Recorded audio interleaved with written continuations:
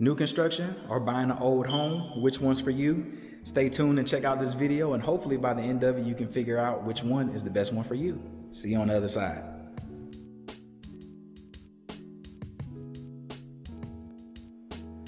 Hi, my name is Aaron Lathan, and every week I'm helping buyers relocate to and throughout the city of Houston. So if you want to know anything about where to eat, sleep, live, play, hit me up morning, noon, or night. I'm your guy to guide you throughout everything that's going on about the city of Houston. Also hit that like button, hit that subscribe button. I'm doing videos like this every week, giving you my opinion, the good, the bad, the ugly of everything there is to offer in the city of Houston. And like I said, if you need help, hit me up, I'm your guy. So buying an old house or buying a brand new construction house, right? You really can't ever really go wrong with this scenario if you're actually truly prepared to buy a home. And what I mean by that is you've gone through, you've gotten your credit right, you have your down payment saved, you have the money that you would need for closing costs all ready to go. You have rainy day funds because things are gonna break in the house. If you have all those things in place, you are what I would consider to be ready to buy a house. And so with that, being armed with that and being in that situation where mentally you're ready to be a homeowner, you're the lord of your land, you're gonna take care of the things that come up, the issues that arise, you really can't go wrong, right?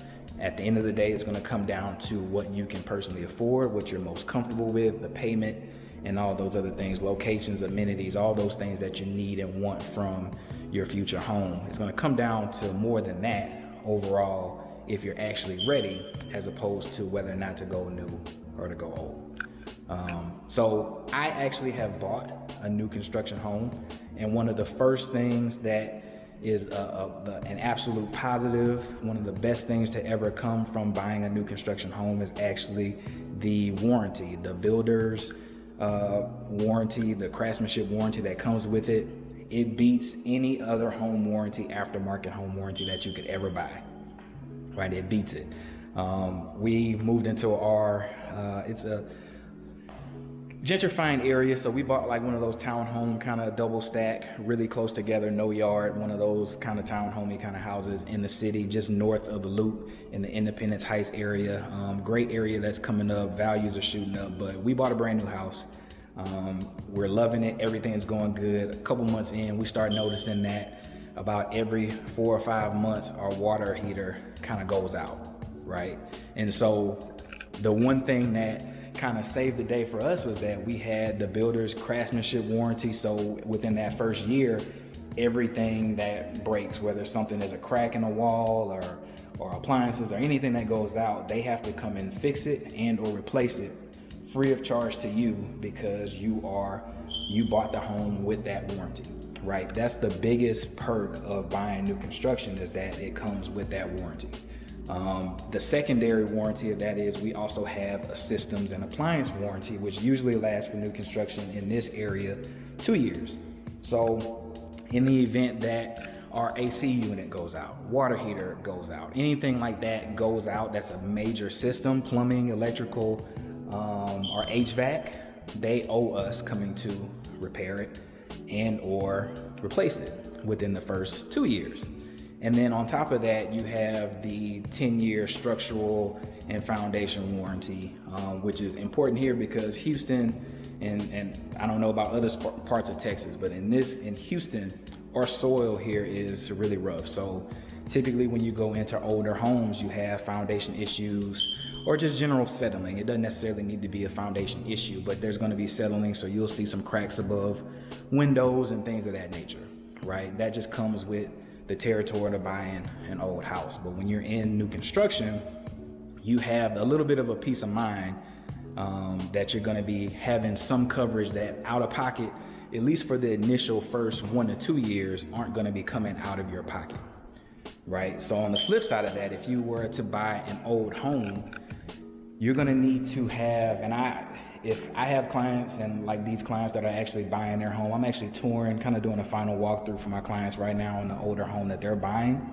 And there's no way that I would have allowed them to buy such a big house, such an old house, without having a home warranty. And obviously they could have if they chose to, but just kind of hearing the things and the stories that I gave them on my house that is brand new and the issues that I'm having with a brand new home, they only realized that it was the smarter thing to do was to get them a home warranty as well. So we're getting that set up. The seller's actually going to pay for that first year for my clients, which is also a perk of going through a realtor and negotiating all those kind of things. But yeah, they're going to have some coverage, and they're going to have coverage on their plumbing, their electrical, their appliances, and all that stuff as well. Now, it's not as good, but instead of you having to go and fork out all the money to take care of all the things on your own, out of your own pocket, you would pay kind of like a deductible. It's kind of like insurance, right? You pay some of the costs, but you don't pay the whole thing. So if your refrigerator comes out or your AC unit goes out, you'll pay for a repair person to come out here like a $75 or $100, like I guess like an onboarding or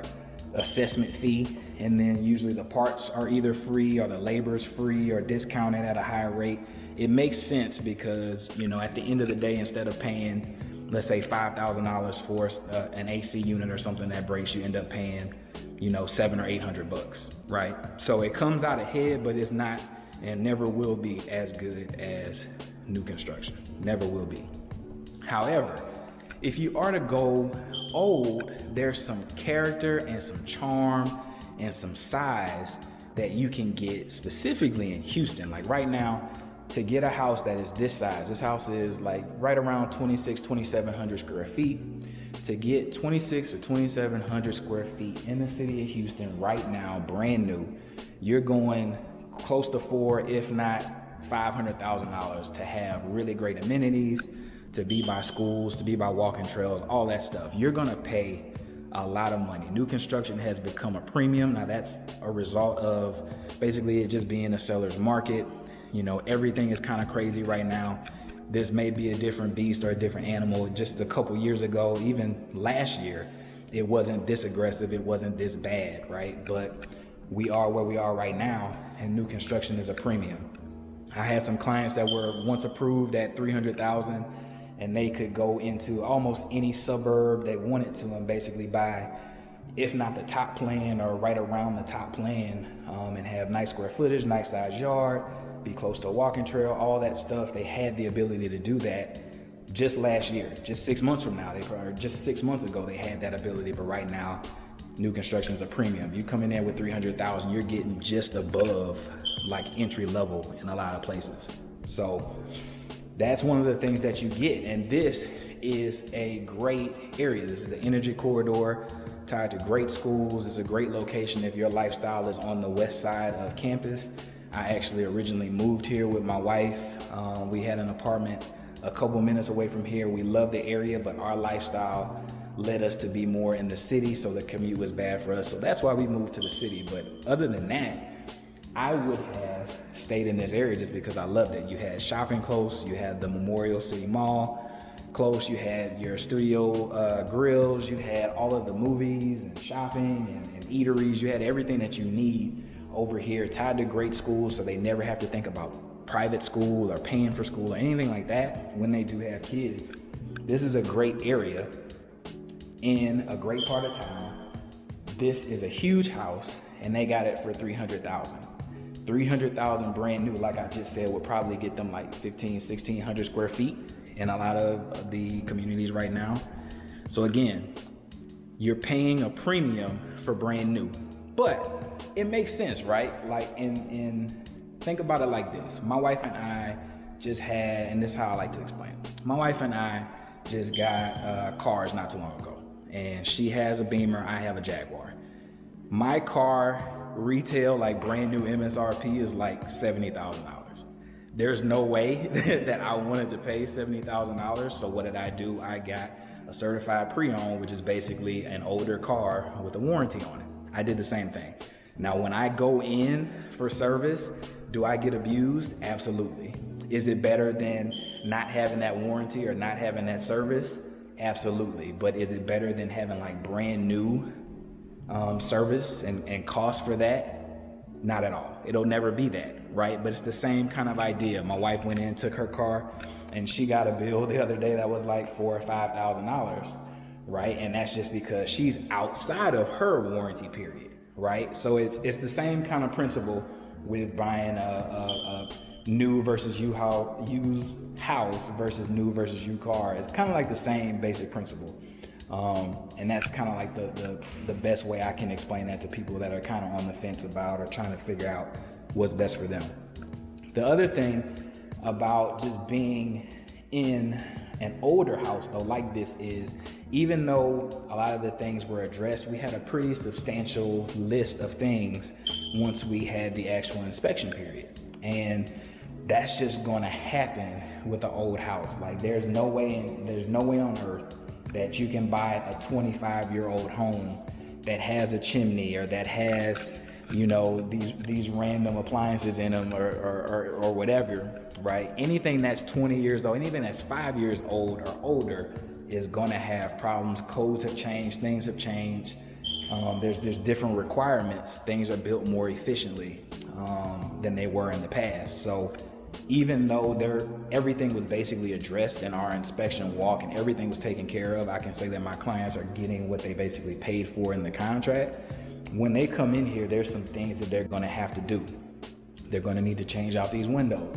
They're gonna need to make sure some of these doors are more energy efficient. They're gonna need to make sure that some of these appliances are more energy efficient. There's things that they're gonna have to do and monitor and worry about. And as they continue to live in this house, they're gonna need to monitor foundation and all those other things that you have to come with, because now this house is completely out of warranty. You don't have even the 10-year structural and foundation warranty that you would have, because this house is 20 years old, right? So there's things that come along with buying old that you're just kind of always gonna have to live with, Another positive about being in an established neighborhood like this though is that your values are set, right? So you are in a house or buying a house that is in an established neighborhood. That means you already have comps. When you buy new construction, you kind of have to wait for your neighborhood to be completely done before you kind of know what your house can sell for. So everything, until you have someone that buys a house at the same time period as you, that is the same finishes and the same floor plan as you, and then they sell, you don't really know what your house is worth for 3 to 5 years in new construction, right? So there's a waiting period that you have to wait for to actually get your values when you go new construction. And same thing for us. Like I bought a house, like I said, with my wife in the city. It's like a 20 or 25 home, townhome kind of community. We just had a neighbor list their home and they're actually selling it for like $320. But prior to that, none of us had ever sold before. So whoever was the first person to kind of go out on that limb to try to list their home, there was really no way to know what the actual values were because we have no real comps around us. But now, looking at that, my wife and I know, well, hey, our house is the exact same as our neighbor across the street. We can now get $320 for our house, right? So we, based on our neighbor selling, know that we got X amount of dollars in value, right? So that's a couple of the things with just getting in old versus new. Another thing that one of the biggest reasons why I absolutely love new construction is the fact that in new construction, you can get in at 3 different phases. You can get in at what is known as inventory. So there's a home that's already built. It's already finished. Either somebody backed out or the builder just went ahead and decided that they wanted to build that specific floor plan. You can get in there.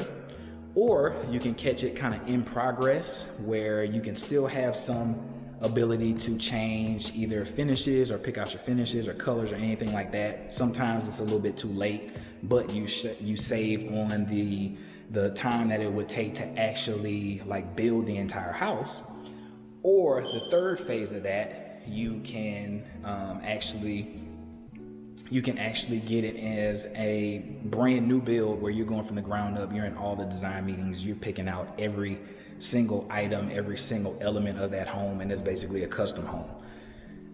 The beauty of all of that is that most actual like new construction builders don't actually put their homes on the MLS. So that's the number one reason why I love new construction, is because if it hits the MLS in today's market, in a market that's crazy and is a seller's market, you've already lost, unless you're willing to pay above and beyond for basically buying that house and fighting off all the others, right? And new construction, if you put in your contract, you put in your earnest money, you sign down the dotted line, that's your house. But because they don't advertise all their homes on the MLS, you have an opportunity to be the first person to see the house or to know that something is available, and it can be yours. On the MLS, on a resale house, that's not the case. So in this example, my clients are actually from Utah. We came in, they flew in for a weekend, and we saw 15 houses. This was one of 3 houses that they really liked. They went home after the first day of showing, and just to kind of think about it, they were weighing in on 2 other houses, actually a little bit more than this one. And by the time they woke up in the morning, those 2 houses had 15 offers on both, and the numbers were like $10,000 or $15,000 over ask. We ended up getting on this one. We went over ask on this one just to secure a home for them, just a couple thousand, nothing crazy. And our offer got accepted. And then by the time they went home, those other 15 houses that we saw were actually sold by the time they actually got on the plane and went back to Utah.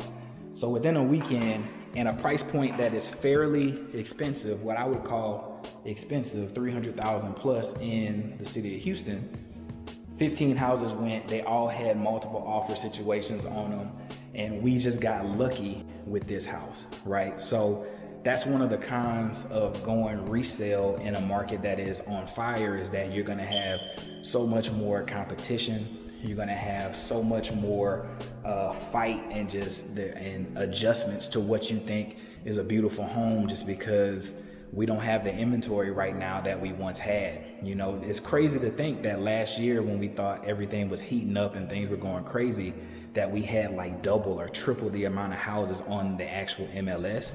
And so buyers could kind of take their time and think about things, but we don't have that opportunity right now in the new construction side or on the retail side.